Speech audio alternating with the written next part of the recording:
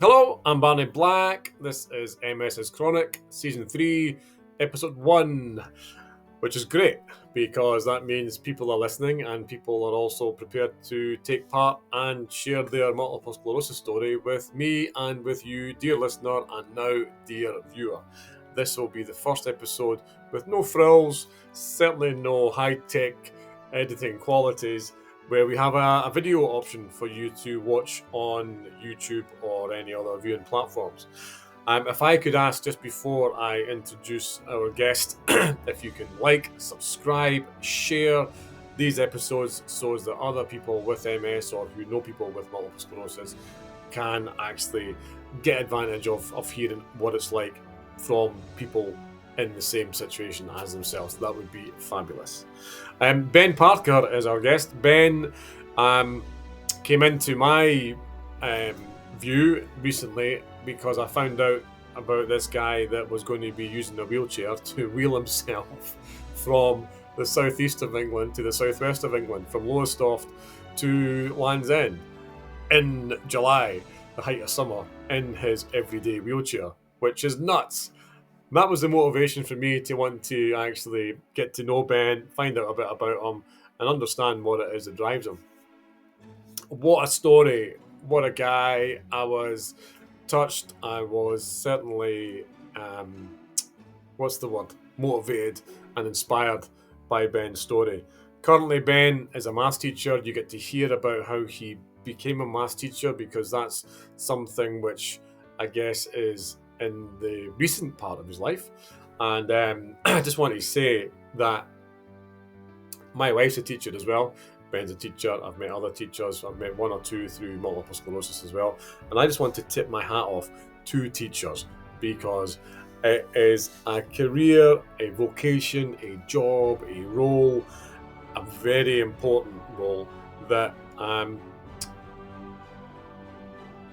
think the amount of work that goes on outside of the school day isn't necessarily seen or understood. And I just want to say from me personally, to anybody that's a teacher, everybody should be tipping their hat because it is a very, very challenging role. Anyhow, and there's a teacher in Ben's life that plays a significant part in some of the things that he now does or thinks about. So Ben's got multiple sclerosis. You'll hear lots about people in Ben's life who have been a particular influence in himself, and we talk about all kinds of stuff. So here it is, Season 3, Episode 1, Ben Parker. Enjoy. This is MSisChronic.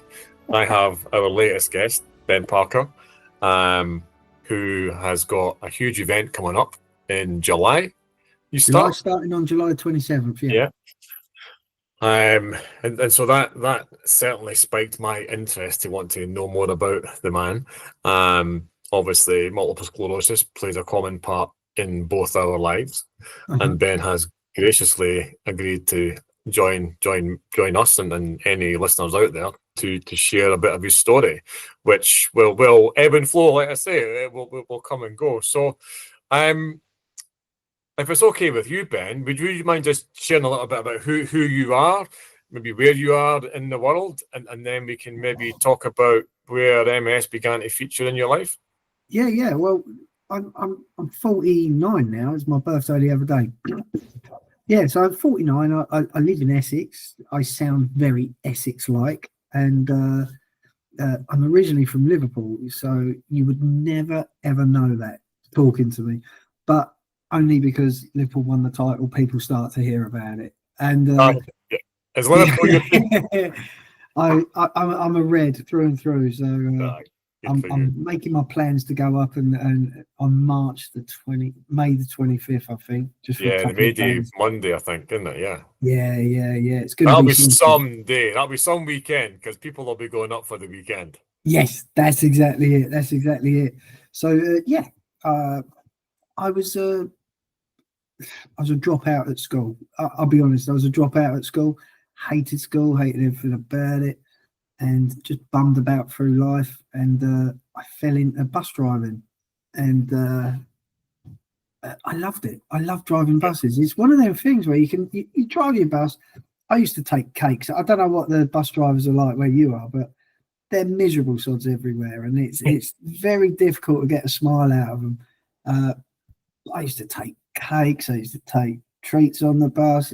I was a nice bus driver. I'd drop the old ladies off close to their house if they wanted. Not the young people. They got the walk because they hadn't deserved it just yet. Yeah, they had earned the right. But it was just great. It was just great. And then it became really apparent. I've been thinking about it since our original conversation, and it became really apparent when I was getting out of bed and I just kept falling back into bed in the morning. My balance would go and I'd be like, that's really weird. That's really weird. And then I'd get up and carry on. And then I was walking down the yard, and a colleague of mine, he said, he was Polish, so he'd go, Benush.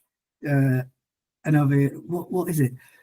I can't let you drive in that state. And I'm like, what state? He's like, you've had a drink. I'm like, no, I ain't. I don't even drink.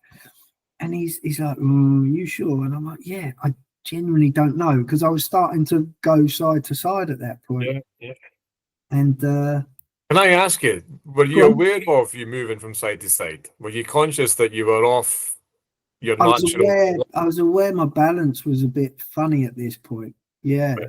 But I didn't know what it was. I wasn't sure, because it was just balance issues. And I'm just going to interject, because this makes me laugh. When I first met my better half, I actually said to her, I hadn't told her I had MS, and I was like, my balance is a bit off at the moment.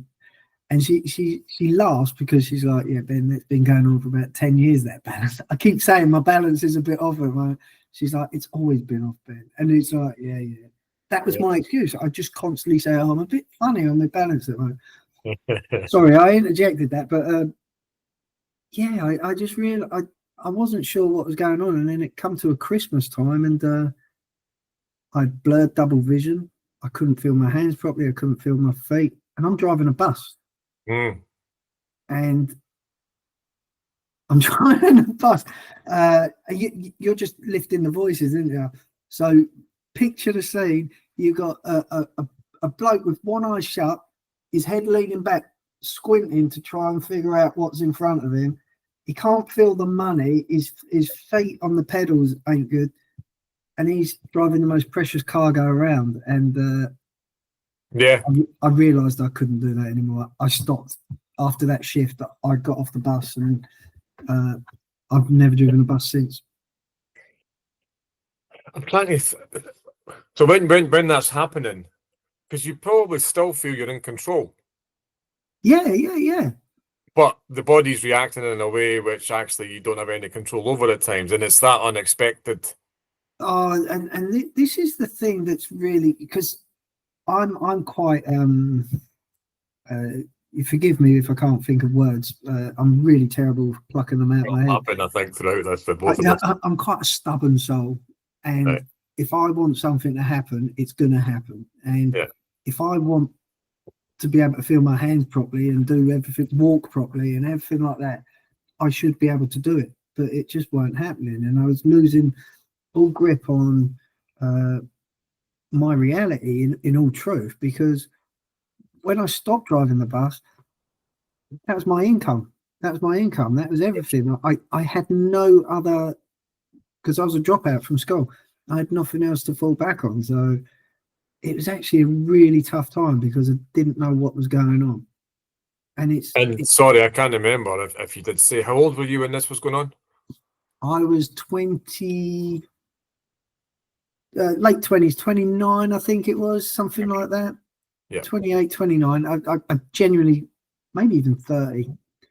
It's it was when I was driving buses, I had all the signals, because I like I mentioned to you before, my uncle had MS. And he died at a very young age of 53, because treatment for it back in the 70s, it was non-existent, really. So it was basically just you've got it, good luck. That's how it was. And when my father was ill, he had cancer, and this is when I was still driving buses at the time. And I went in to see him when he was very close because I got a phone call. He lived in Spain. Now he grew up in Birkenhead in Liverpool. Yeah. Very very poor, and he always wanted to live on the Mediterranean, and that's where he was at the point where he was about to exit this place. And I walked in and I looked at him and I just went numb from head to toe, top to toe, completely numb all over. And that stayed for a good 3 or 4 weeks. It was horrible seeing my dad in that position. But you know, I didn't even recognise what was going on, even though my uncle had it. We didn't really talk about it, and all the problems I had, and everybody just went, "Yeah, you're stressed. You're stressed, Ben." Yeah, yeah, and I think so. Your uncle in the 70s, Yeah, he was diagnosed, or he passed in the 70s, and I think when you mentioned there, didn't talk about it, didn't talk a lot about a lot. People didn't talk about a lot of things then. It was all very kind of private or hush hush, yeah, uh, you know. And it's got better. I think people are more open, sometimes too open. yeah, For likes and clicks and stuff. But there's definitely a society cultural kind of thing which has changed. Maybe it's people are more aware about everything than what we used to be, or feel more comfortable having those kind of conversations. But yeah, but my dad died of that cancer 12, 13 years ago. And we didn't talk openly about it, but it wasn't easy to hide. I mean, it was an obvious thing. But my yeah, granddad, his dad, he died in 1982, I think. My granddad Black died. And I was only 11, 12, so I probably wouldn't have been that switched on to what was going on anyway. But it wasn't a conversation. Certainly, it wasn't talked around the kids, I guess. You know, we only found out my granddad was ill when he was actually in his last couple of weeks, yeah, bedridden in the house and getting ready for kind of going to the funeral. And that was kind of, oh, right, okay. You know, yeah. so I get that. You wouldn't have had any kind of awareness of what was going on until, I guess, the inevitable happens. Well, the weird thing was, and it's quite sad to be honest. But my dad, when my uncle died, I was 16, so Yeah. I can't remember the year, but it was 30 odd years ago. He sat me down and he said, "Forgive me." It was when my granddad died. Okay. He sat me down and he said, "You do know it's your Uncle Mike next." This was my dad at the age of 16. It's your Uncle Mike next, because he had gone down that road, Yeah. and my dad died before him. Wow. It's really weird because he kept going, and then my Yeah. dad, yeah, my dad passed in 2005, and then my Uncle Mike in 2006 or 7. Okay. So, and So close to each other. well, I'm Isn't it? told that my Uncle Mike was just devastated when he heard my dad had died, Right. and Okay. they were close as brothers when they were Yeah. young. And Yeah. from what I'm told, he just gave up. So Yeah. Anyway, it's so sad. I cut across you telling me a story about you visiting your dad and how you became numb from top to toe and that feeling. Oh, that was so weird. I just couldn't get my head around it. Everything, my hands, my body, everything from top to toe was numb. I've had it several times since, but when it actually occurred, it was an instant thing. It was an instant when I saw the man who helped create me, and I didn't see who it was. It was a completely Yeah. different person. He looked absolutely shocking, and it still haunts me to this day when I think about him at the end. It Mm. it was really horrible to see, and yeah, it is. These days, my hands and my feet, they call it altered sensation now, don't they? Mhm. Yeah. But they're not fully there anymore, and they haven't been for years. But Yeah. they go numb, they get better, they go numb, but now they're just constantly a bit weird. Yeah. So I've got that. So I've shared my story a lot actually on these chats. It started here Again, for people that can't see, on my left hand side of my hand, where my pinky finger and was that the index finger, the wedding finger, that was numb.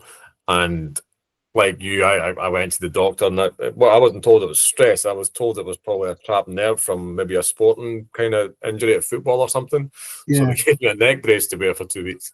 That was it. Off you go. Of course, it never changed. Nothing stopped. But I got very accustomed to it. It wasn't painful. It was just a bizarre pins and needles like sensation, Yeah. which lasted for long enough for me to go back and say nothing has happened, nothing's changed. And I got an MRI scan through in Edinburgh. Got the blue ink as well. They were obviously looking at it. I Yeah. don't know what that does, but it must show some sort of circuit on how things are working. Yeah. And that was it. That was back in 2002 for me. And it was 15 years later I was diagnosed. That I won't bore you with my journey, because that's not what this is about. But I found out in 2015 when I spoke to a neurologist. In 2002, notes were put on my records by the doctor or whoever done the MRI scans that MS was a consideration, and I would have been 32, which kind of fits the time scales of a lot of people. Anyway, sorry. We're similar ages. We're similar ages with that, and it's from the mid-90s, mid to late 90s.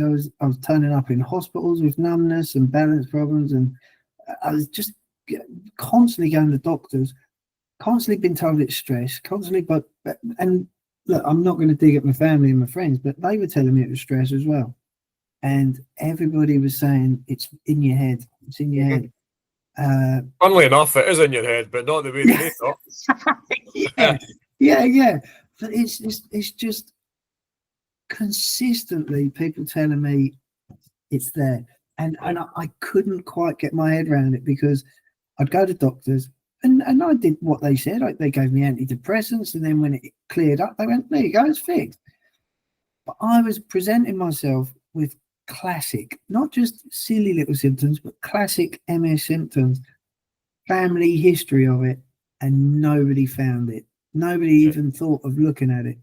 And it was only when I demanded, and it was a demand, to see a neurologist, that I was told they're only going to tell you what I've told you. They didn't. I spent 2 minutes with a neurologist, and he said, "Yeah, you got a demyelinating disease," within 2 minutes of meeting him. And I was going to ask you, you were making me think. At what point did you begin to at least have an idea that it might be multiple sclerosis? And obviously, yeah. Do you know what? It was when I go back to when I stopped driving the bus. It was around that time, and it was all going a bit wonky. And I had a friend round. We were having something to eat, and they had MS. Oh wow! And I was just talking to them, and I said, "What do you think? Do you think this is?" And they actually said to me, "In all truth, yeah, I think you have." I remember that conversation. I've not thought about it for ages. And the fact that you've got a friend that's got MS, because I apart from people I've met since, because of the local group or on YouTube or through social networks and things like meeting yourself, I don't know anybody with MS personally, other than since having had it. Do you know what I mean? Since then, I know loads. It's like you get a particular colour of a car, and then they're everywhere. Yes, yeah. Look, this is going to sound weird, but there's a bloke who lived across the street from me when we were kids. He was a year above Joel, literally across the street from me. We used to go to school together. We used to go to youth club together. Yeah. He's been diagnosed with it. It's quite astonishing. And when I found out he got diagnosed, I was devastated for him. Devastated, because it was a few years after me. And look, I'm not a miserable person. I'm not a self-piteous human being. But I felt so sad that he's going to have to go through what I'm going through. It actually broke my heart, and I couldn't even phone him for a while, because I just felt really devastated for him. It's not yeah, it's not for me, it's for him, and that's the thing. It's yeah, I'm genuinely, I know loads of people with it. Yeah. Well, I think you're the way you're feeling, the way you're describing how you're feeling it, it's because personally you've been touched with it. You personally, you've got it, and personally, you understand the uncertainty of it. Yeah, yeah. And you understand the uncertainty of it, and also how devastating it can be Oh, it's when it gets brutal. to its worst. And I'm going to add to this as well, because it's my friend who lived directly opposite me, the neighbour next door, the wife. They're a couple in their late 40s, early 50s. She had it, and we used to see watch the husband helping her get into the car every day. She really struggled, and we never knew what it was. And then when it was pointed out what it was like, oh yeah, my uncle's got that. And then it was just, so there's three houses, and we all had it, but we didn't know we all had it at the time. You've just actually reminded me. I did. My friend's mum had MS. I think she's still alive, and they used to run a pub, so we were in there quite a lot. And funnily enough, I was at the hospital years ago now, probably pre-COVID, and I was just going up to get my bloods taken, and Graham, whose mum it was that has MS, he was up there, and I was like, because at this point I don't think I told anybody. And he said he was up and he was quite open. He was saying he was getting tested for MS because he'd been going through symptoms and things. He didn't get diagnosed with it in the end. A few years later, he actually had a stroke. He's kind of fine or better now. He's not 100% the way that he was, but yeah, there is that one person. But yeah, it's a funny thing, MS. You made me think as well last night. I don't know if you watched it. There's a TV program on Channel 4 called The Piano, where it's based. It's a bit like a what do you call it? Britain's Got Talent thing, but they're looking for a pianist to play at a big concert. So they go to different venues, and I don't know where it was. I think it was in north of England. It might have been Manchester or Liverpool. I don't know. It could be completely wrong. But this particular venue, and I'd watched a couple of the people playing their tunes. You find these pianos in train stations or in shopping centres. It's that kind of setting. So it's that kind of environment. Anyway, this woman rolls up in her wheelchair, and I don't know why, but I just said to myself, I bet she's got MS. Sure enough. She's got MS. She used to play in the theatre and the concert pits of shows. Oh, right, okay. And so she'd lost that fluidity, but she could still play, and she still had relatively what I could tell. I mean, I can barely play chopsticks in the piano. She was brilliant. It was really good to see. But it was good seeing somebody with MS in a positive kind of representation, because a lot of the time when you hear somebody on MS in a telly program, they're either in the background as a character, which is kind of incidental to the storyline and not really necessary, or it's a real dramatic, and it is dramatic for a lot of people, but there's not enough of guys like yourself who kind of have a stoic, positive outlook and kind of live as normal a life as I guess as a lot of people do. Anyway, sorry, I digress. I did say that would happen, so you're fine. Don't worry. You just remind me of a couple of things. Now, we went to see Ocean Colour Scene a couple of weeks ago, me and my missus, and I'm told, and I haven't even looked into it. I should have looked into it. But the bass player, he's just recently been diagnosed with MS. But you'll have to forgive me. I can't say that's factually correct. But when I saw that, and he was still up there playing, and he was playing very well, and I was like, good on him. He was still doing it, if that's true. And the other thing is, a lady off telly, what's her name? Christina Applegate. Yes. Married with children. Now, I don't know whether I struggle, and look, I'm not somebody who wants to put people down. I really struggle with how she portrays it, to be honest. No, I tend to be on the same page as you. Maybe it's because it's a Hollywood thing. Maybe it's because it has to. That's exactly what I was thinking. Yeah. Maybe it's because that's the life she's on. Because was she not a child star as well? Yeah, she was in Married with Children. It was a brilliant program. Oh, well, yeah, right. So maybe that's how she just knows how to live. The way that it's presented and portrayed. I found that. Sorry, I'm cutting you off. I found it dramatic, overly dramatic, overly. Yes, I mean, I don't know the person, and we all deal with it in our own ways, and it's really of bad course, of of me to course. make any kind of. But it made me feel it was just a bit over the top. Yeah, and I'm with you on that. And look, I say it to my missus, and I say it to very few people, because I'm not, like I say, it's not for me to put people down. And you said it, we all deal with things our own way, but I just really struggle with it. I really struggle seeing how it's portrayed there, and it's just very dramatic.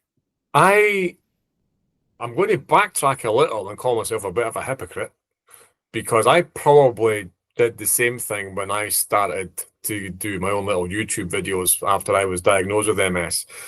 Kind of very putting myself out there, trying to be a bit of an MS storyteller, for want of a better description. And I ran out of things to say, which a few years later, I thought, well, other people have got plenty to say, which is why I think it's great I hearing get you. Yeah. stories like yours.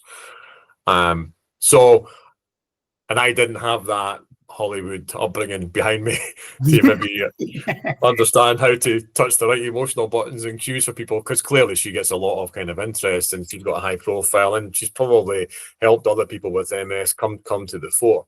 Of course. So I am going to backtrack, only because I think I'm probably being hypocritical, because I've probably done the same thing on a much smaller scale, but I still think she was over the top. It's like... Look, we can all be over the top, and look, I've played on it at times, and I've done what I needed to do to get a bit of sympathy at times. It is what we do as human beings, I think. But yeah, maybe we should move on, because otherwise I just end up going. Well, actually, you mentioned something there about symptoms and things like that. The one thing which I find I try to do is that if I get a niggle or an ache or something, I'll more than often than not put it down to, I'm 55 very soon. Old age brings its own set of friends. Yeah. You know, and I don't automatically default to it being an MS thing.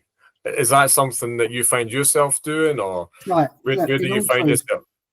I've been diagnosed since 2008. I think I said it was 2008.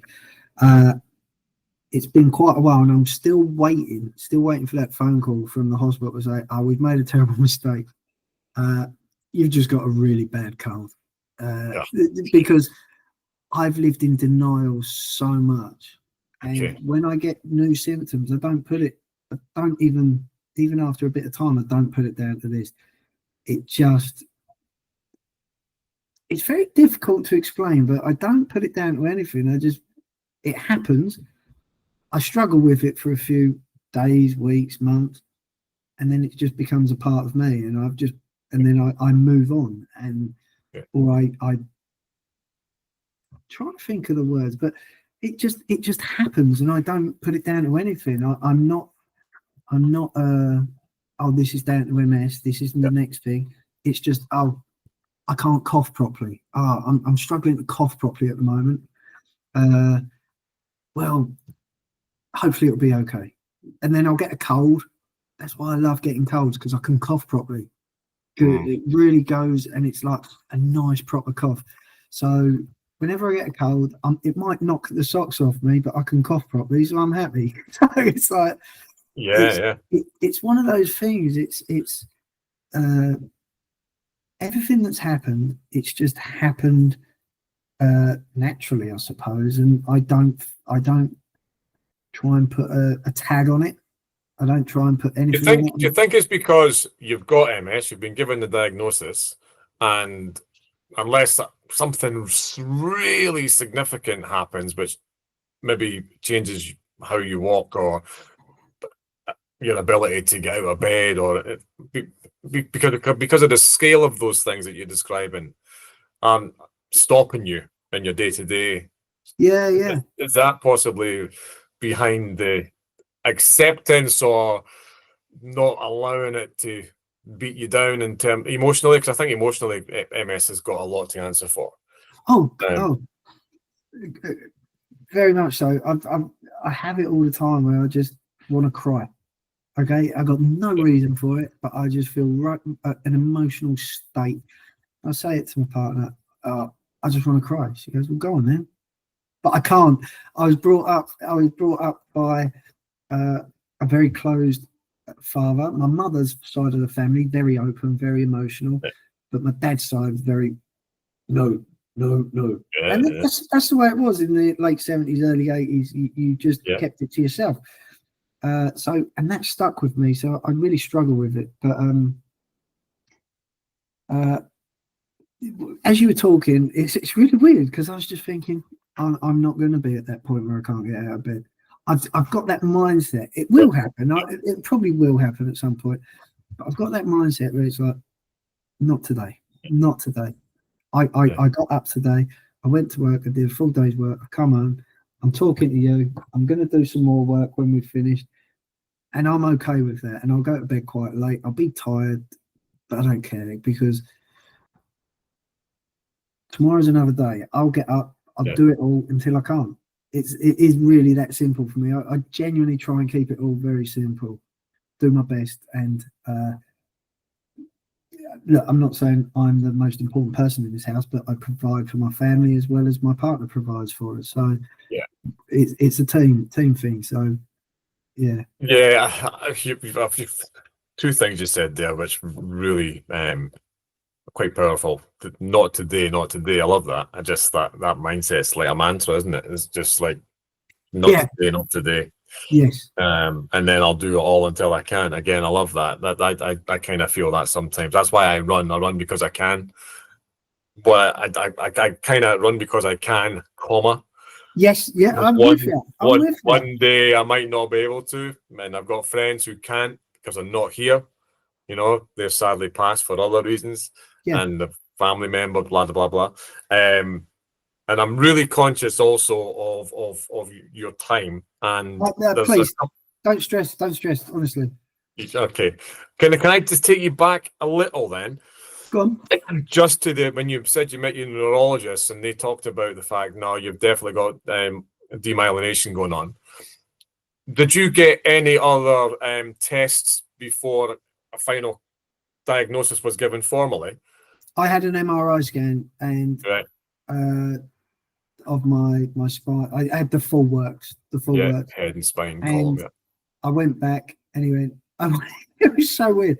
I took my friend with me because I didn't want my mum going at the time because she's had to put up with all sorts of stuff. And we went in and we sat down and I just said to him, "So is it MS?" And he said, "Yes." He didn't sugarcoat it. That's his training. He can't sugarcoat it. Yes, he got relapsed remittent multiple sclerosis. And in all honesty, don't remember anything else he said. That was okay. That was a blur. We come out of there whenever we come out, and I just kept saying to my friend, "Did he say yes?" He said yes. I've got it, didn't he? I just kept saying that over and over. I just couldn't get my head around it, even though I knew it. I didn't really want to accept it, and that's where all the denial about everything started. To be honest with you. I still live in denial around it. And even when I'm in my wheelchair, I keep forgetting that I'm in my wheelchair and I've got a serious chronic illness. And I still think... Is it denial? Is it denial or is it acceptance? I don't know. Right. If we just go back a couple of years, I was walking without a stick and I was bouncing off walls. I was in a college where I was working at the time. I could hear people going, "He's drunk again. He's drunk again." Because I was literally bouncing off the walls to get along. I was falling over all the time. And all I needed was that balance thing. And I refused to carry a stick with me because this is going to say, look, I'll be honest, I thought I was too cool for a stick. And this was like 3 years ago. I had a stick, but I hated using it. Yeah.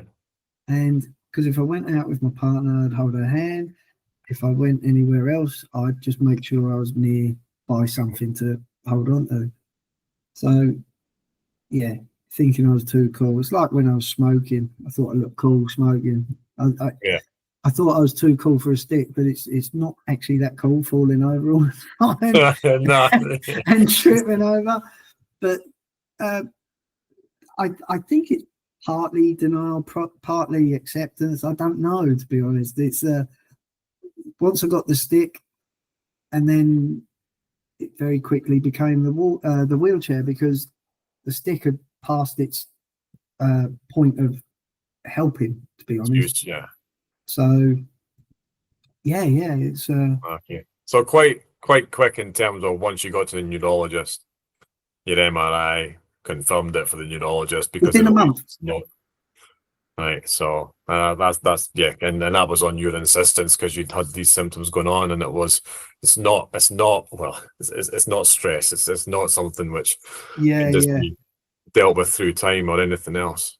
And it was because of your family. I guess because of you had at least a family connection to look back on, and it might be that.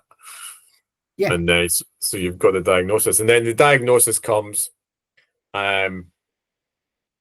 Would there have been any medication at the time you were diagnosed for you to be given treatment? This is the amazing thing, right? It was genuinely, I was told, right, we've got these things that you jab into your stomach and all that, but we've got this new drug that nobody's had it in this hospital. It's called Tysabri, and it is for people with aggressive relapse remittent multiple sclerosis. It does have its drawbacks. It could be quite dangerous for you. It could kill you rather than help you out. There's like, has it been tried and tested? And they're like, yeah. It's like, then I'd rather have that. Because so it was also this new drug. It's quite exciting from what I heard. It reduced relapses by up to 70%. Which to me, that's astonishing. Yeah, it is actually incredible. So I went on it, and I'm still on it today. I'm still on it, even though the last time I saw my MS nurse, she was saying to me, "You need to think about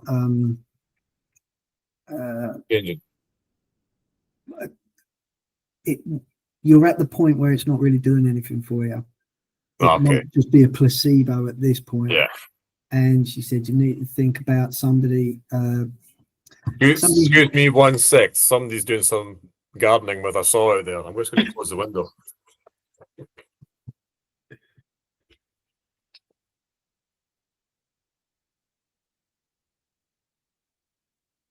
It's my neighbour putting up a gazebo. Oh, nice. Yeah, must be hoping, or they must be confident there's going to be a summer coming. Oh, it's been lovely down here. Sorry, you were saying that the Sabri it's becoming more of a placebo effect than actually doing what it was. Yeah, so or had been doing for you. My nurse suggested I think of somebody to have power of attorney over my finances and other things. Wow. To get that in order. And there's a bit of a, well, okay, thanks. But I sort of see where what she's getting at. Even though I'm not going to need it for years, I've decided I'm not going to need it for years. But it was still a bit of an eye opener, and it's still a bit. What does she know about where I'm going at this point? So, because have you heard of the EDSS score? So I'm really rubbish remembering things, but tell me what it is, and then I might have some familiarity around it. So you've got 0 at one end. All right, and you've got 10 at the other end. When you're at 10, you're not about. Yeah. So I got a new neurologist recently. First time in 17, 18 years since this new neurologist come in. And very flippantly, he said across the room, "Oh, EDSS score 6.5." And then they carried on talking, and I'm like, I know what an EDSS is. I'm going to look that up. So I looked it up. I'm such an idiot. You never Google things with this. Never, ever, ever. You're a fool if you do. Take it from me. But I looked it up, and it said I've got about 13 years left. Jesus. And I was like, how can he just say that across the room like that? I did say when I went back, I said, can you tell him to be a bit careful with things like that, please? Because I got very upset when I looked that up. I went to work and I was just crying all day, to be honest with you. Unless I was teaching. I was told, go home. Yeah. I'm like, no. I'll just sit home and just feel sorry for myself. I'll stay at work. I'll do my teaching. It takes my mind off things. I'll be okay. But yeah, I was really, really put out by that. And so for him to say that, for my nurse to say about power of attorney, Yeah. it's just like, It's a lack of subtlety. I know. Lack of just human connection. And I know they're under pressure, time constraints.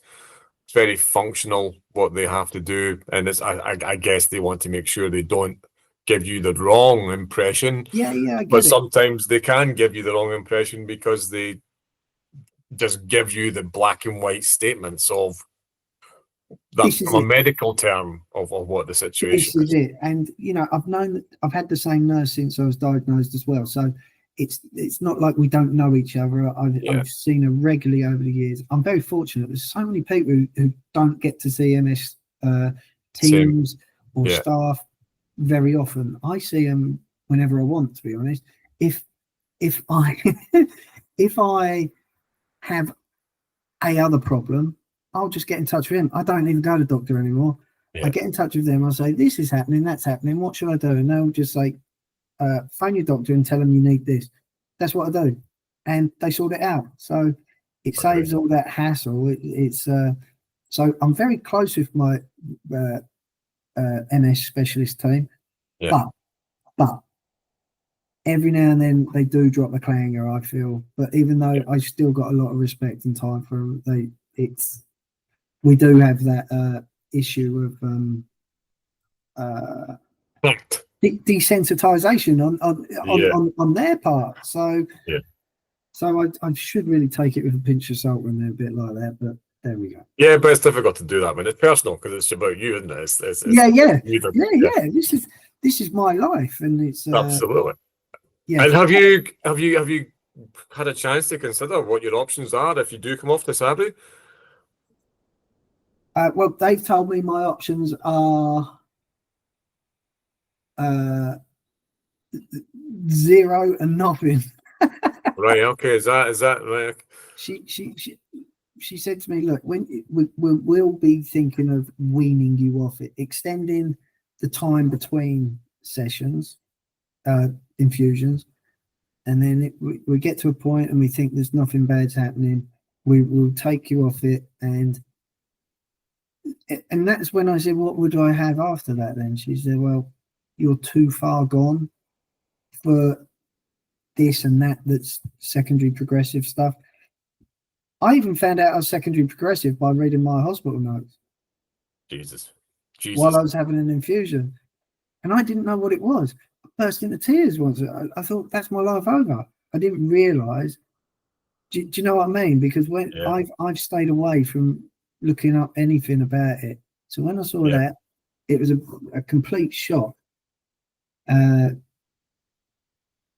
wasn't even told. It was just put. Have you had any MRI scans in recent times? I'll be honest. I don't like MRI machines, so I got to a point. I went, why am I putting myself through this every year? Dodging it. I'm like, look, I'm ill. I'm going to get worse. Let's leave it at that, shall we? And all right, fair enough. Like, okay. Well, to be honest, you're right. It is because all they can do is So I had an MRI scan last year, September, October time, and they confirmed there was no change and no additional lesions, but what they couldn't tell me if there was any more damage. Do you know what I mean? Yeah.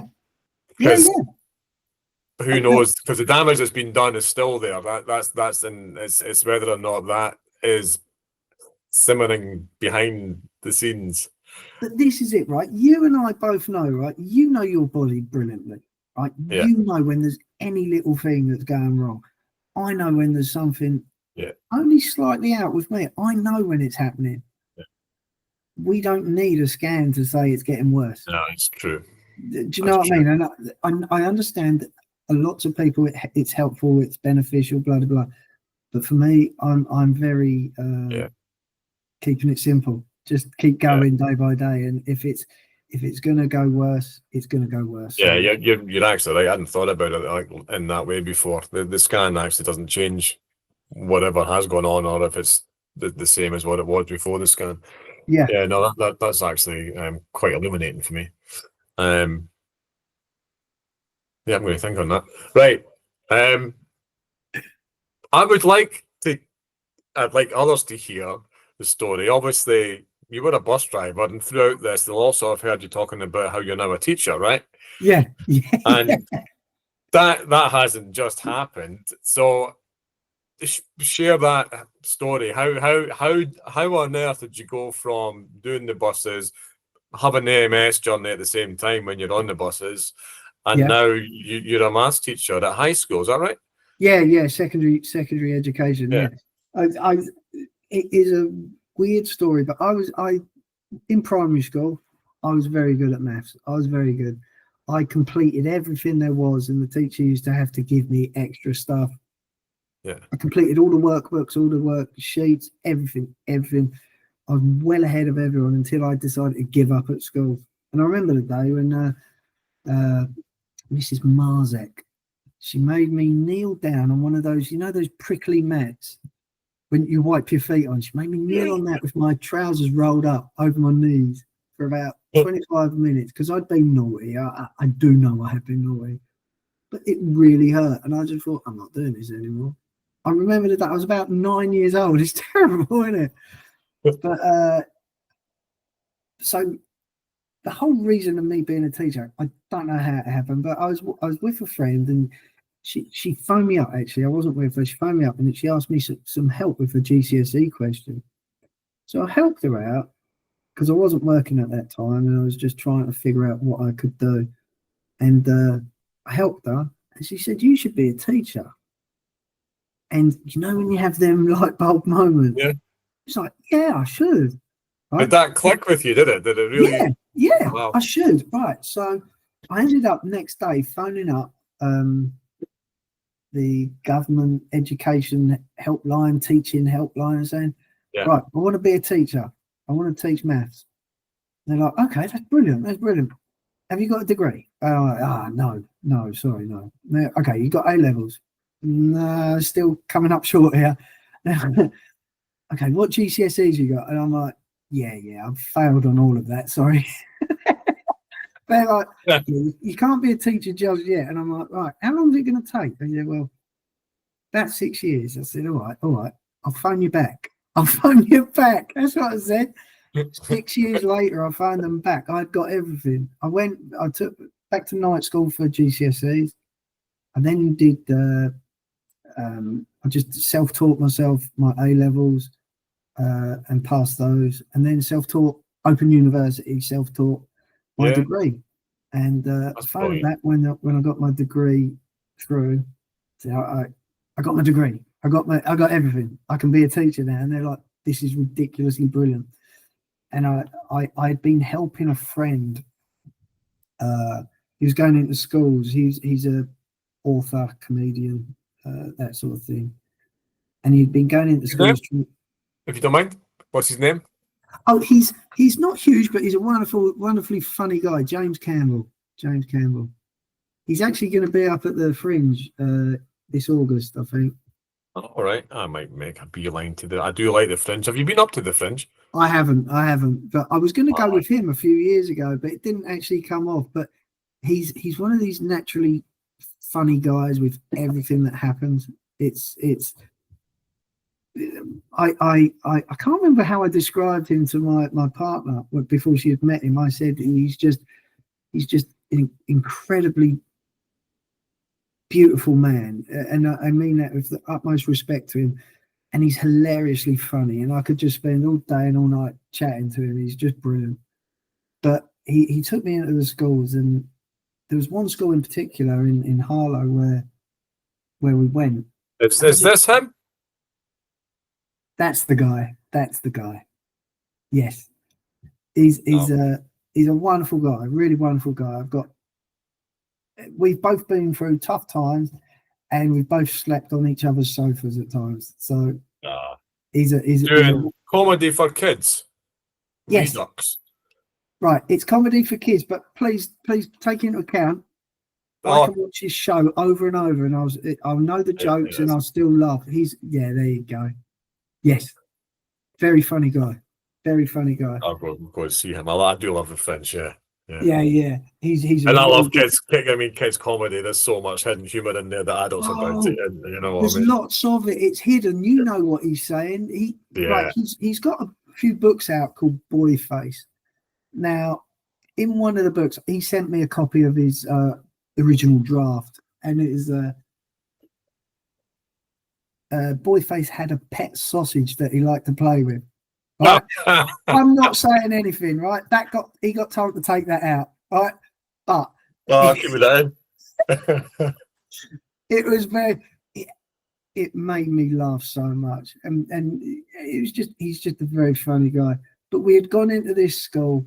I really like this school, and I just got in touch with the relevant people to get into that school to teach, and the rest, as they say, is history. Because I'm here 6-7 years later, teaching. I'm not in that school anymore, but I'm in a different school. I've just started a new job, and it started very well.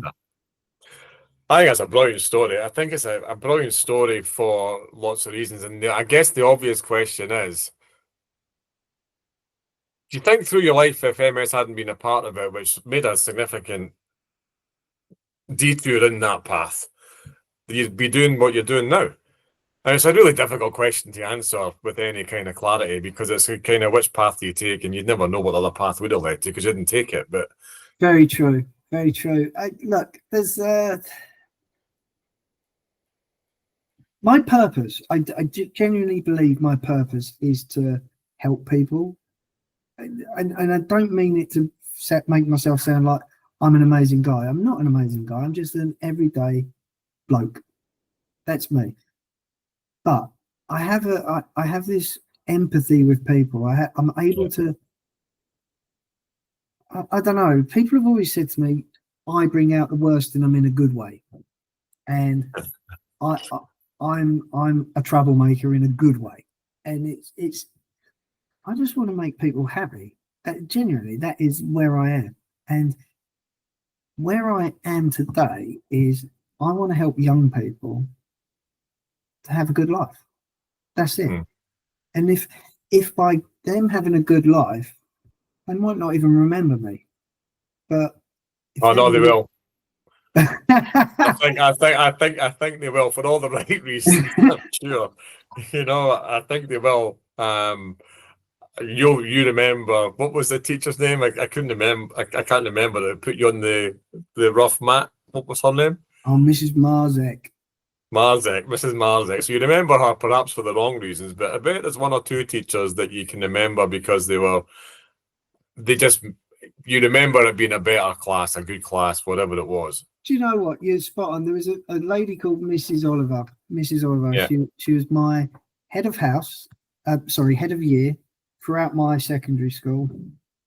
And she was an art teacher, and she got me. I was quote marked tough kid in school. Okay. Yeah. I was a troublemaker, and I was always a troublemaker, and it's because I didn't know how to relay my emotions and deal with growing up. I really struggled. There was lots of, my nan lived with us and she had cancer, and I was watching her go downhill. My mum and dad were constantly arguing. There was 4 kids in a house with no money. No money at all. We had nothing. My mum would have a few pennies and she'd see how she could afford some bread and some beans. That's how poor we were, and I'm not saying it to try and get sympathy. It was what it was. My dad gambled on having a pub in the late 80s, just before the crash, lost everything. It wasn't his fault. It was just the way of the world. I had shoes with holes in them. This just all coming back. I had shoes, and they were so badly. they were such a mess. I used to go around people's houses and then chuck my shoes in the bush so people wouldn't see them. They were horrible. They were really, really a state. So, yeah, we were poor, but they are teacher. Thank you. I was just trying to recall Mrs. Oliver. She was a wonderful, wonderful human being. I've tried to find her, but nobody's guided me down her way. So, I went to her one day and she said, Ben, what are you doing here? And I said, because I was just walking about during lessons. And she's like, Ben, you need to go back to your lessons. And I just burst into tears. And then what happened was there was this group of kids come around the corner and she knew that I was a tough kid in school. So she turned me and her and then just started telling me off. Right? And then when these kids had gone, I was like, why'd you do that? She said, Ben, I understand who you are in this school. That's it. Yeah. What a beautiful woman. And I'd sit in the art rooms with her because nobody else wanted me. And I'd sit with her and she'd just let me just sit and do nothing and just talk to her all day long, every day. Brilliant. That's a really, really, again, teachers, I tip my hat off, but that's an example of the stuff people don't see about teachers. Yeah. And I actually love her a bit, and I just love her to.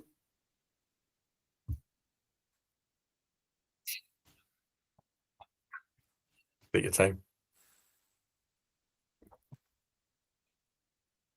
She's one of them people you want to know you're doing okay. Yeah.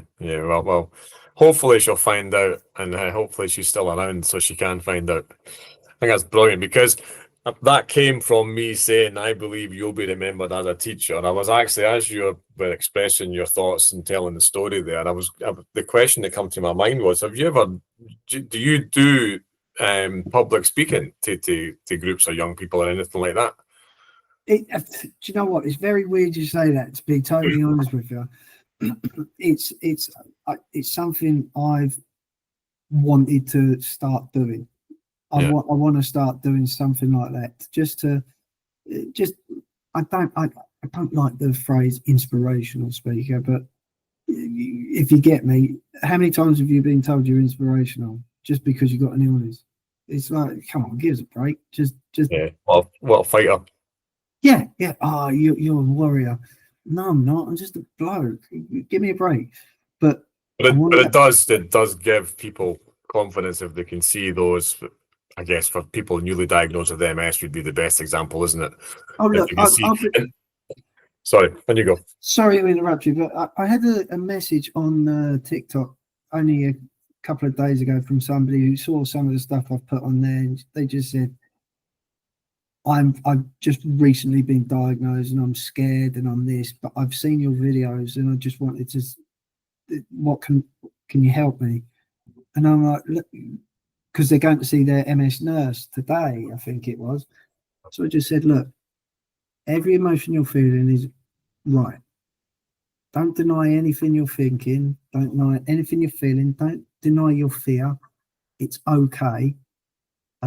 Just write down every question you have and take it with you. That's all I can give you. Mm-hmm. But if you want to talk, just give me a shout. That's it. And look, if people are going to get in touch and ask me things like that, I'm always happy to help. I just want to help people. If I was just going to say, yeah, talk to somebody else, please, that's really sad. I can't do that. So, yeah, I have thought about it. It's just about putting something together in my spare time so I can actually put that into practice. Because look, I know I'm not going to be able to teach for the rest of my life. So it'd be good to be able to do something else for a time, just to try and help people move through. Well, I'd come and watch you.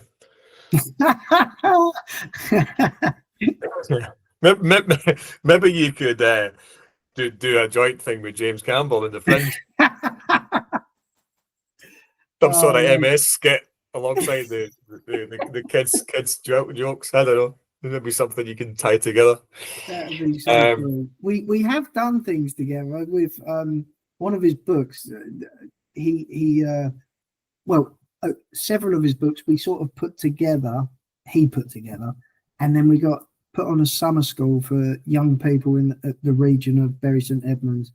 Yeah. And these kids would come in, they'd be like really timid little things over the week, at the beginning of the week. By the end of the week, they're like, yeah, I'm taking your job. It's like brilliant. And then we'd hire the theatre, the Apex Theatre in Bury, which is quite big.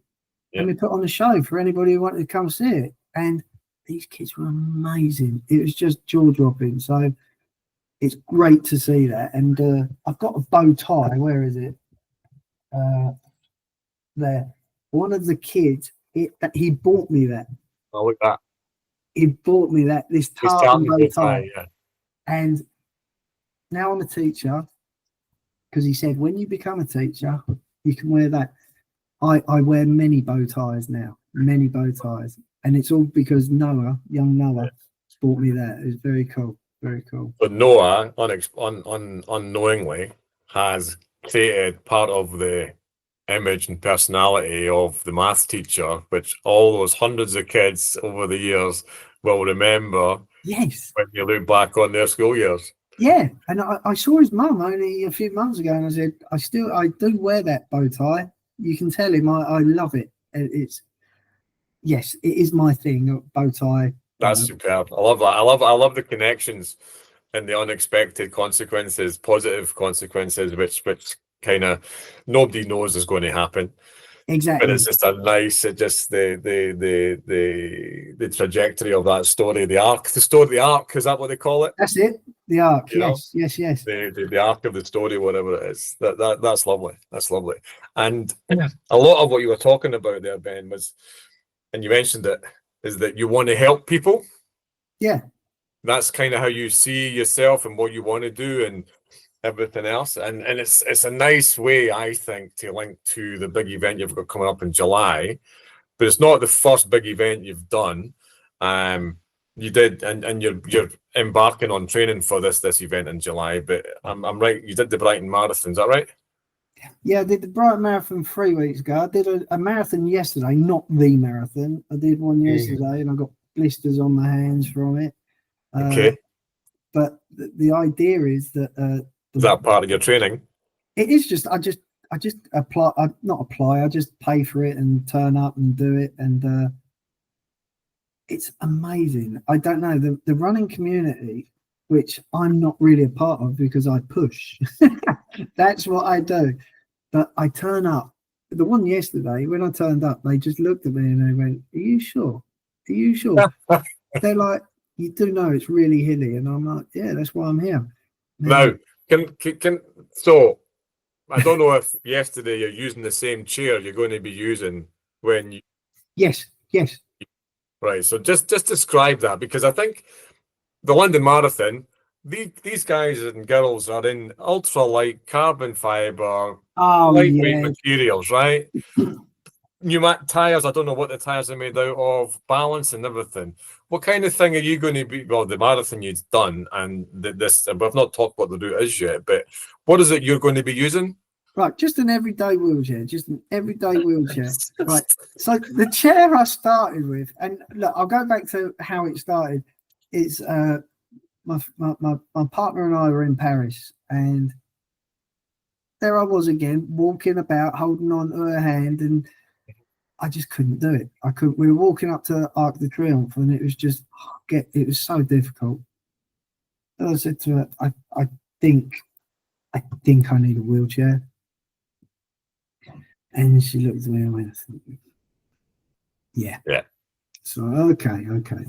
So it was we went back to the hotel and borrowed their horrible wheelchair that helped for the day. But it was like a shopping trolley. It went to the side. It was just a nightmare. And I don't know how she did it, but Louise pushed me around Paris for a day. Yeah. She got a necklace out of it for a hard graft, and I was very grateful, and I am grateful to this day for her. And when I got home, I got in touch. Oh, this was another thing. I got in touch with my MS specialist and said, I think I need a wheelchair. They said, right, we'll write to your doctors, and then something will happen. They write to my doctors. Next thing I know, my doctor phoned, said, can we ask you a few questions? I did it. a week or so later, the local place got in touch and said, right, you need a wheelchair, we'll come and measure you up. It was a bit of a blur, and by Christmas, so we went in August, and it was Christmas, just 2 days after Christmas, 27th of December, I got the wheelchair. So it was the end of August, September, 4 months. It was quite a turnaround of how it happened. And I got in that chair and I felt really self-conscious at work. The kids were brilliant, absolutely brilliant. The staff were brilliant. Everybody was really quite accepting, I suppose, more than I was, to be honest with you. And one of my colleagues went, after a few months, do you fancy coming to the park run with me? I'm like, are you sure? He said, somebody else in a wheelchair goes. I said, why not? He did say to me, he's got new trainers as well. I don't know why he needs them. Great, look the part. So I said, all right. And I said, yeah. And I ended up going. It took me, Louise come with me. It took me just under an hour and 20 minutes to do 5 kilometers. I stopped about 4 times. It killed me. But it felt good. It felt really good. So I went back again, and then I went back again, and I just kept going back. Because once I get my teeth into something, I think, well, I can improve this. And the times kept coming down, and I've got it down to 37 minutes now. 37. That's my personal best. And it's a hilly course where I go. Mm-hmm.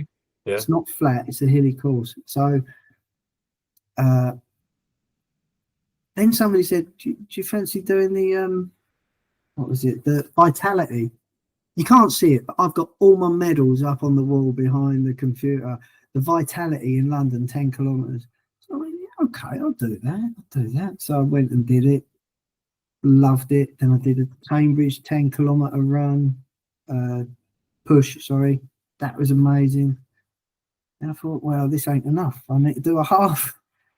Okay. But before that, sorry, I've missed the most important thing out, was when I decided to cross the country. And I was going to do it in my everyday chair. The stuff they have on the Olympics and all that, the Paralympics, it's absolutely astonishing, their kit. I've never pushed one of them, but they're quite incredible. But my chair, it's an NHS chair. The one I take to work is an NHS wheelchair. I thought it might be in here, but it's not. It's a decent chair. There's nothing wrong with it. It pushes, and I've got some nice pushes out of it. But then I was talking to the guy at the local mobility shop. He was a Paralympian, wheelchair Paralympian, and he just, when I told him what I was doing, what's his name? Richard Chiazaro.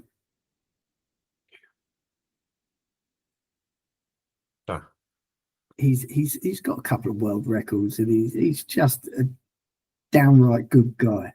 And so I keep going there, and I said, yeah, I'm going to cross the country. And he just looked at me and went, are you kidding me? And that, and I'm like, yeah. He goes, he just looked, he shook his head. He went, I don't know, man. But as we were going, I've realized that the work chair and the pushing chair, they're not compatible. Okay. When I get a flat tire, I can't go to work. When anything happens, I can't do certain things. So it stops my life if I'm going out for a push. So I decided to get a second chair. And so I went to see Richard, and he helped me go through it to get it lighter, to make it more on point, so it was easier to push. So that's the chair I've got for pushing. And it's cost a fortune, but I've raised a quarter of the money for it through some fundraising. I've paid for it. So the idea for going across country, where did that come from? This is stupid as well. I went I was wheeling past my boss, and she said to me, "How you doing, Ben?" I said, "Yeah, I'm all good." She said, "How's the chair going?" I said, "Yeah, cool." "I hear you did a park run." I said, "Yeah." I said, I might as well go across the country." And she went, "Yeah," and it was a joke. She sort of, yeah, and then she carried on, and I went off going, "Might as well go across the country." So then I said it to somebody else, "Gonna go across the country, might as well." You know that thing where you say it enough times, it then suddenly becomes, "Yeah, I'm gonna go across the country," and the joke leaves, and it's like, "Yeah, I'm going across the country, man." And that's where it is. And yeah, and somebody said, "You doing it?" When did the idea start? When did that conversation? As a joke, how many months ago? It was probably August or September 2024. So it was last year, August or Just last, September. right? Okay, so only a few months back, right? Okay, so Yeah, you've yeah. given yourself less than 12 months to get ready. Well, again, Richard said to me, "You're trying to do in 1 year what people are doing. It's taken them 10 years to do. And that's how to push a chair properly, how to do this, how to train." And I'm like, yeah.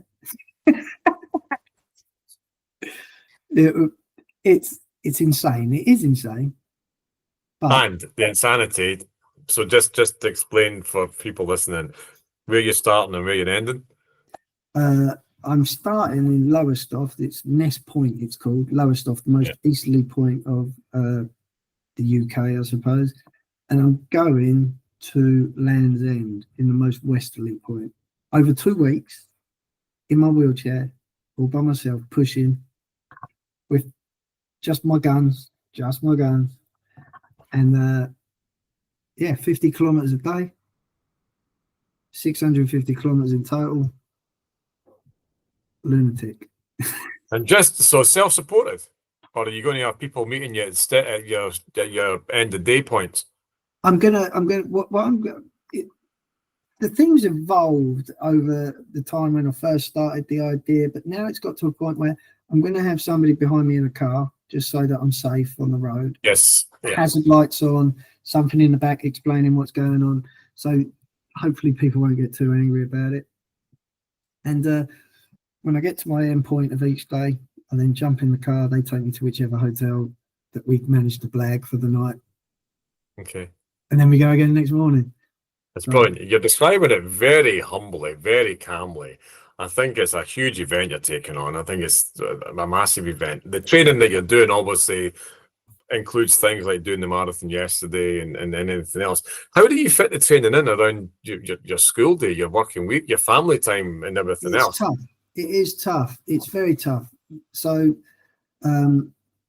before Christmas and just after Christmas up until February, it was all going along really quite well. But then I injured my shoulder and the rotator cuff, I think it is. And I didn't know. I was just a bloke getting in my chair and pushing. That's all I was doing. And I went to see a physiotherapist, and she did this amazing thing. She massaged it and gave me some exercises. And this was 3 weeks before Brighton.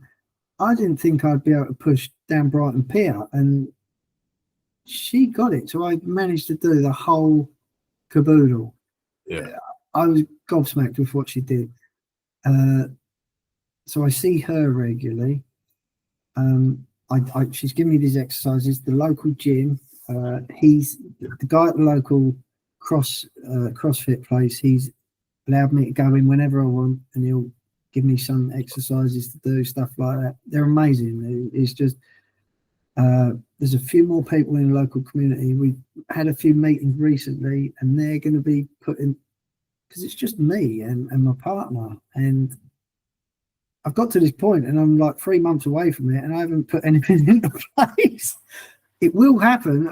You can be rest assured it is happening, but I haven't put anything in place. But I've pushed hundreds of miles in my chair. I'm getting to the point where it's going to be a marathon every weekend after school, training after school for a couple of hours each evening. It's tough. It's tough, but it's very doable, very doable. And So obviously, it's a personal challenge, and as much as anything else, it's going to test you mentally as well as physically hugely over the 2 weeks. But you're doing it for a purpose as much as anything else. So what are you raising the money for? okay, you know, you say it's a mental challenge as much as anything. I just work when I'm pushing long distance. I go in the zone, and there's something I say to myself over and over. It's a really weird thing. As I'm pushing, I'm saying, I don't want to die. It's a weird thing. I don't want to die. And it's quite an emotional, therapeutic time. But that's what I'm saying to myself. And I'm not ashamed to say it, because I am scared. I am scared where I am in this world at the moment. But if I keep doing the right things and pushing myself to my limits, which is what I'm doing, even past those limits, I suppose, pushing my boundaries, Yeah, it keeps me alive. It keeps me going. I think I know what you mean. I think you're giving yourself the best chances by doing all the right things. You Yeah, know, you're trying to look after yourself physically, mentally, and yeah, I think that's probably where I see it. It's you're not just sitting down and waiting for things to happen. You're doing stuff because it's yeah, going to allow you to do more stuff. yes, exactly. And look, yeah, it's just a pleasure to wake up each day. That's the thing. And you know, we had a conversation recently, and I love life. I love it. It's Yeah. just a beautiful thing. So why not keep enjoying it? Why not keep enjoying it? Finding other crazy things to do, and doing my best with it. So I've gone well away from what you asked me. There's two charities. There's Andy's Man Club. It's a male suicide prevention thing. Yeah. I think they're ever so amazing from where they've come from and why they exist. There was a guy whose friend obviously took his own life, which is just heartbreaking. But he set Yeah. these Andy's Man Club where blokes can go and talk to each other. Yeah. You can't see it because people are talking. It's Yes, just I can. Yeah. Andy's Man Club, and it's Your just like, wristband. it's okay to talk. It's okay to talk. Yeah. This goes back to when I was a kid. You don't talk. You don't let your emotions out. And if that's how blokes have been brought up, because They that's what weigh they heavy do. on you, man. Yeah, Honestly, yeah, emotions that are a heavy bag to carry, and the more you put in, the weight just gets unbearable sometimes. yeah, yeah. So you You've need got your to you've got release. to unload it. Yes, yeah. So I think it's vitally important that message gets out. And It's funny though. Sorry, I'm cutting across you because I think it's really important what you're describing. Andy's Man Club's up everywhere. It's up in Perth. There's a group up here as well. But it just reminded me of the little chat that we had, and I think I don't know if it's because of having MS, but mentally and emotionally, it does play a part. I think on how you think. I'm repeating words a lot, but that outward persona that people see some of the time isn't the same as the guy that'll just go into their own space yeah. and either try and work through things on their own, and if you can do, which I think I can a lot of the time through music, through reading, just sitting on my own or running. I know that plays a part in helping me kind of just get rid of the stuff that's I don't want hanging about me anymore. Yeah. But I think the having a group like that, if it's not your friends or not your other half or not your family, if you don't feel you can speak to them, things like Andy's Man Club has been a huge Yes. avenue, support, resource. I don't know what you call it. Just a group, just a place you can go and be honest without being judged. Yeah. It's a lifesaver. It's. I'm sure it saved many lives. And Less than that, yeah. even with that, it's not just saving the lives of the people who are going. It's saving families. It's saving all sorts of things. I think it's just incredible, absolutely incredible. It's a beautiful thing. Somebody's done that through grief. So It's beautiful. Yes, I know. Yeah, how it started as well. Yeah. Yeah, yeah, yeah. So Andy's Man Club, they get your support, obviously. They certainly do. And there's the other one is called No Child Without. It's a local educational charity in Harlow.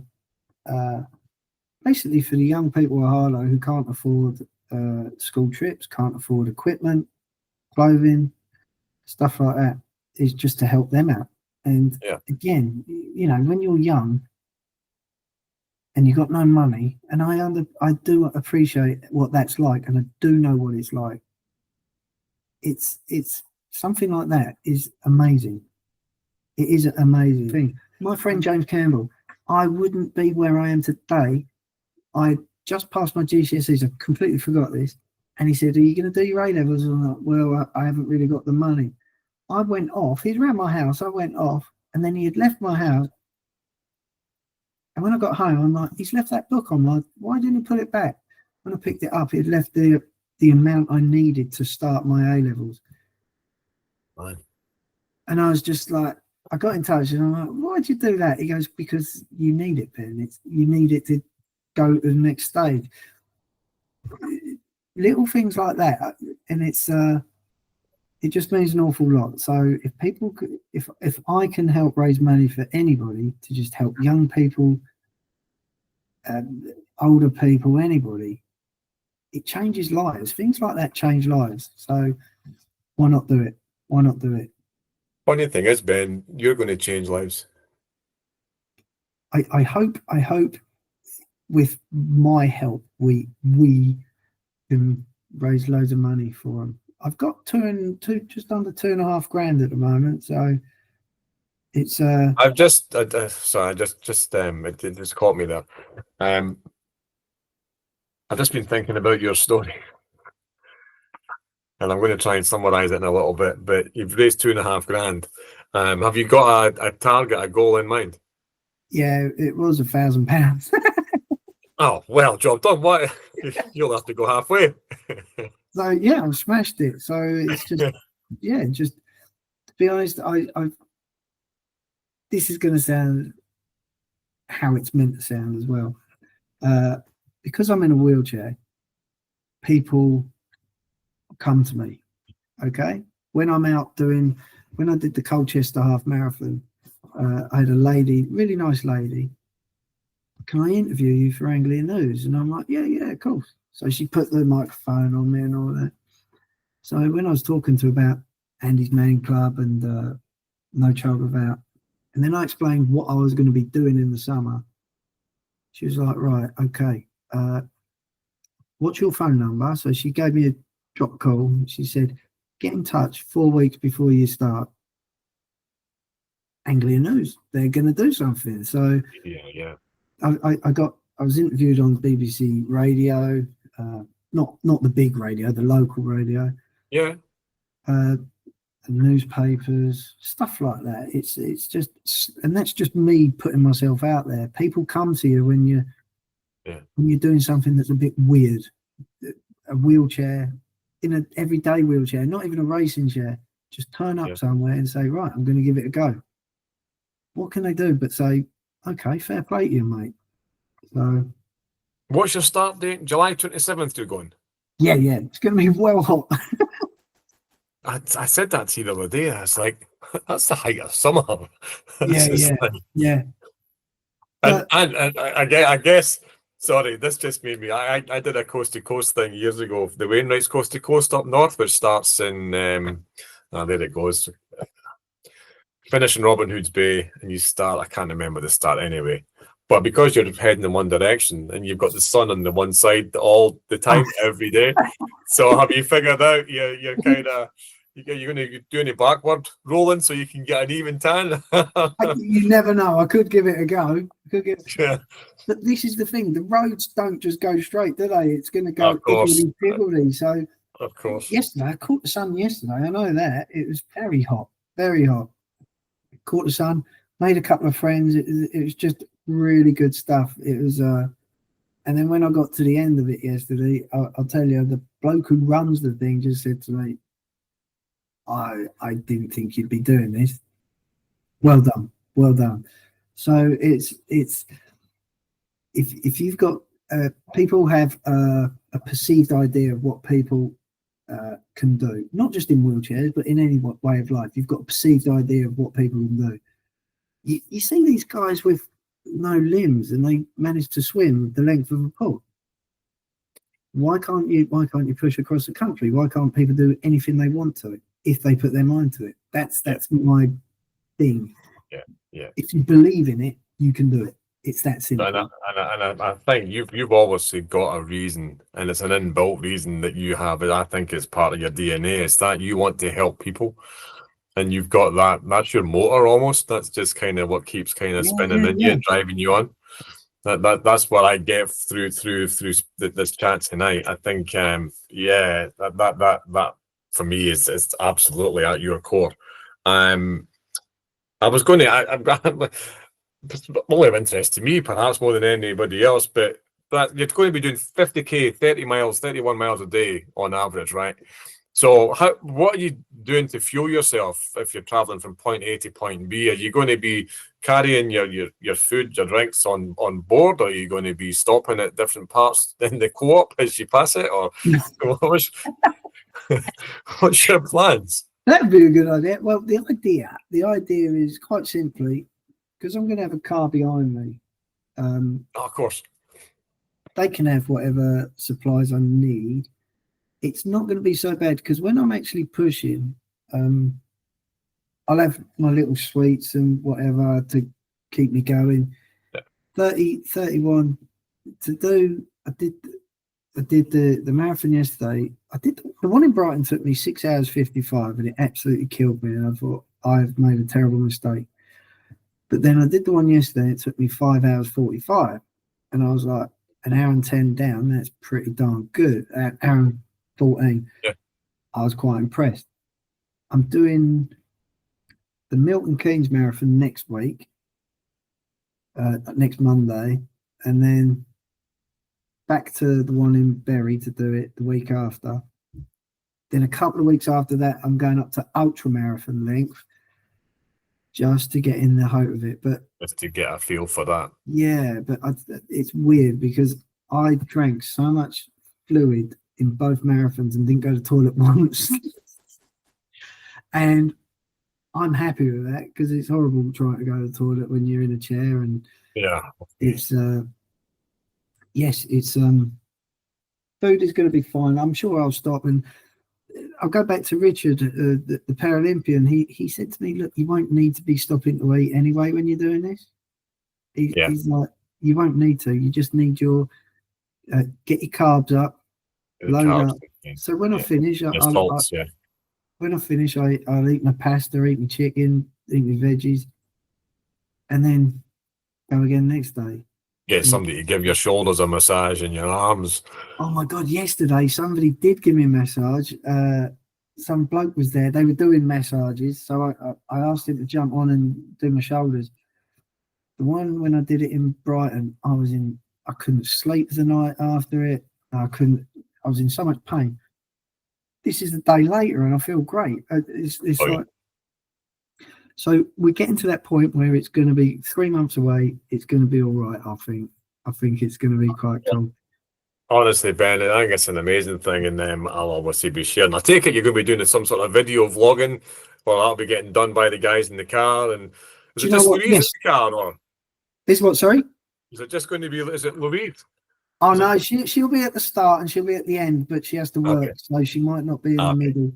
I'm just in the process of got to get a list of who's going to do 1 or 2 days, so they're not just stuck behind me. Yeah, just watching me go slowly along the road.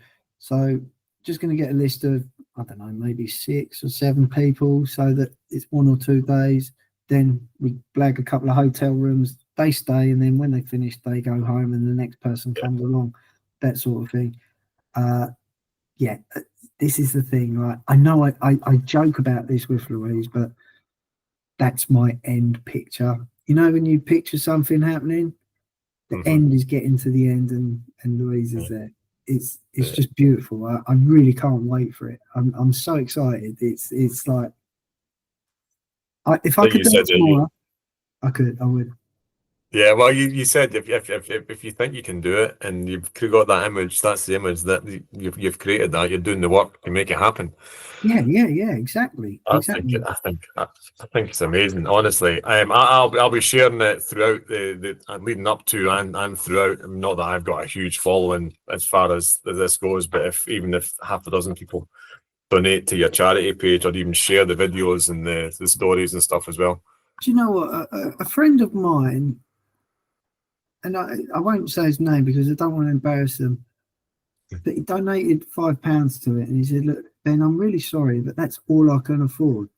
It's like, man, right? And I'm taking a biblical thing here, right? I'm like, if you're a millionaire and you give me £10,000, or if you've got £10 and you give me all of it, who's giving me the most? Yeah. And he's like, "Oh my God, I've never thought of that, man. Thanks." And I'm like, there you go. You've given me all you got. Don't worry about it. That's so cool. Being a maths teacher, how does that work?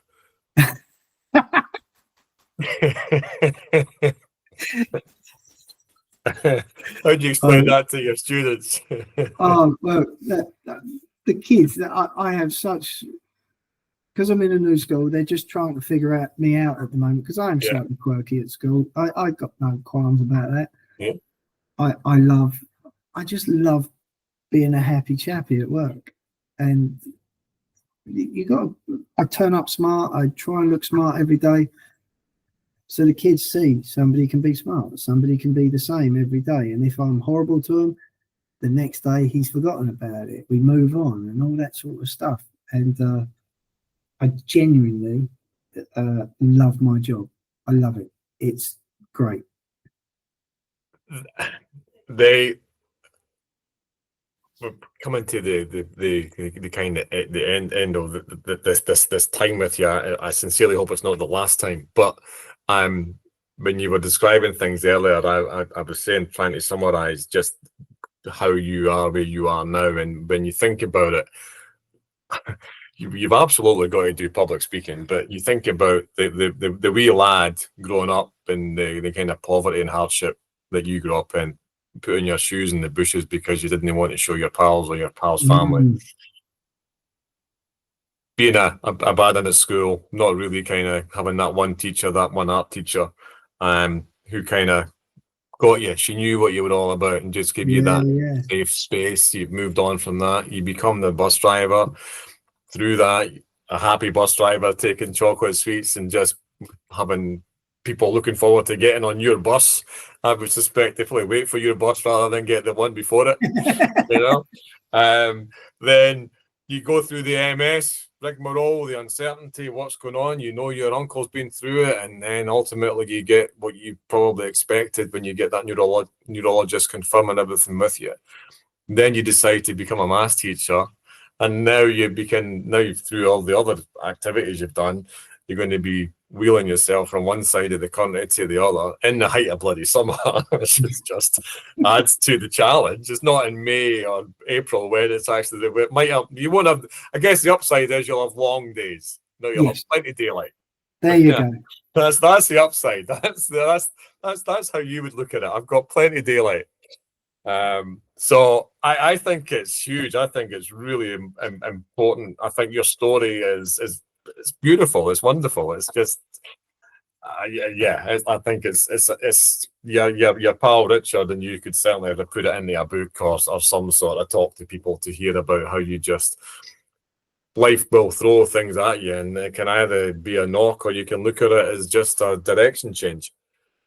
You know? Yeah. I think it's it is all about, life is one of those things. It's you never know what's around the corner, ever. So you just get up, do your thing, and whatever appears, just go with it. As long as you're not hurting people, it's a good thing. So it's James, by the way, not Richard. Just wanted to say. It's James. Richard's the Paralympian. Sorry. Yeah, that's the guy. That's it. I've got my James and Richard too close together there. That's all right. Thank you for that. Well, maybe Richard could write a book. I don't know. Maybe. I'm sure he could. he's a really good guy, a really good guy. I'm very fortunate. I've got some really good people in my life, none more so than the beautiful lady that's in the other room. Just on Louise, a couple of times you talked about the wheelchair, and it sounded like Louise was like, "Yeah, it probably is about time." In her mind, there was no need for her to kind of discuss that, or you weren't looking maybe even for a conversation. She probably knew, but it sounds like she's allowing you to find your space to make those kinds of decisions, in what you do, rather than kind of it being a contentious conversation or anything like that. The conversations we have are really quite easy. We don't have. It's not a difficult thing to talk about anything in the house. It's genuinely. It's such a pleasure to be able to live like that as well. So, with anything, Louise is so cool. She just says, "Okay, I'll go with you. I'll go with you." I stood for local parliament a few years ago, and because I was just sick of everyone. And when I told her, she's like, "Yep, go on then." It's like supportive. Well, that comes down to you wanting to help people. Again, it's within you. There's a motivation within you. There's a drive within you, which it's quite infectious. Quite infectious. I'm conscious. You've already said about doing work after school and probably getting your tea and everything that's else. All right. It's okay. It's okay. I haven't even had my dinner yet. No, I know, and nor have I, but that was my choice. I've kind of compelled you to give me your time. Now I see behind you there, and I don't know if that's a 12 string or if that's that's actually my father, bless his heart. He bought me this many years ago before he passed, and I don't play it. I've got guitars. I've got one up there, and I've got a couple of other places. I won't get rid of this. I don't think. It just means a lot. So what? I know it's a string instrument. What is it? It's I thought it was a lyre. Lyre, okay. But it's made in Spain, so it might be a Spanish thing. I've never really looked into it, to be honest with you. He just bought it for me, and it did have strings at one point. It is. Well, maybe one day you'll string it and give us a tune. You never know. You never know. That Speaking of tunes, there's a tenuous link if ever there was one. All my guests, I ask if they would have a song or perhaps 2 songs to contribute to the MSisChronic playlist. So I wonder if you've had a chance to think about song or songs. I have, and like I said, it's probably going to be 2. And it's going to be one by Paolo Nutini, and it's called Better Man. And whenever I listen to it, I just think of my darling Louise in the other room. She does everything to make me want to be better. And the other one is a wonderful human being who wrote "Rocking in the Free World," Neil Young. Music is an amazing thing, and "Rocking in the Free World," I don't care who plays it, how they sing it, it's an incredible tune. It's just about being free. I am free from. I've thought about this since our conversation, right? And I thought about this. I am free from this illness when I'm doing everything I want to do. When I'm doing the soppy hospital visits and all the other stuff, I'm reminded of what's inside me, what my body's doing. When I'm just living my life, I'm not that person. I'm just free, and I love being able to do what I want. And it's I just love it. I love my life. It's not every day, but I love it mostly every I think day. that's but you know what? That's an important pin to put in it. It's not every day, but the days that you do, you absolutely love it, because that helps those days that you don't kind of get dealt with and pass on. This is the thing, the most important thing. And I was thinking about this as well earlier. You went, you've got to remember that. You got to remember that. And I was thinking, what was it I said? And I think it's this: the fact that as long as when I wake up, as long as I've got food in my belly and I've got a roof over my head, life is okay. It's that simple. Life is that simple. I don't have to make it any different. Honestly, and you wake up and it's like you're talking about not today. Yeah. It's not going to get me today. It's not going to get me today. I'm going to go to work. I'm I'll, going to do my best. I'm going to come home. I'm going to be with my lovely lady. Can't complain. I'll do it all until I can't. There you go, man. There you go. Honestly, Ben, I am welling up here. Thank you so much. It's a pleasure, man. It's a pleasure. Bring it to a conclusion. That I hope you've enjoyed sharing your time. I've loved hearing it. That was brilliant.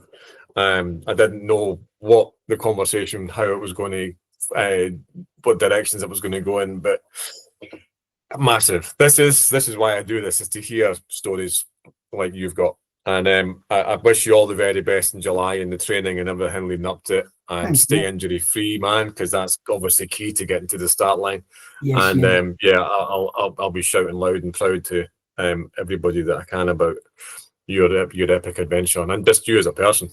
Absolutely amazing. I'm glad we've crossed paths. I'm genuinely, it's a two-way thing, man. You're a good guy, and you know what? Ever since we spoke, and you reminded me of somebody, your voice, and I was thinking, who was it? And I got in the car with Louise, and I'm like, I've remembered it. Ken Bruce. You've got the Ken Bruce sounds. I'll take that. And he's got I'm not as old as Ken Bruce yet, but I like his sound, so it's a compliment, man. Thank you. I'll take that. It's yeah. So if I'm the same handle on Twitter, X, on Instagram and on TikTok. It's the same setup at Wheelie King 2025. So well, I'll share all of your links to your pages and charity pages and everything else as well, and I'll obviously share this with the podcast and outside the podcast as well. Perfect. And hopefully we can keep in touch because I've enjoyed this. It's been great hooking up with you. It would be great. It would be really cool, man. I've really enjoyed it. So it's good because I get to talk about myself, and it's it's good fun. Well, I'm a very grateful audience. Thank you. You're a top man. You're a top man. I've really appreciated my time with you. Cheers, Ben. Thank you very much. Thank you, man.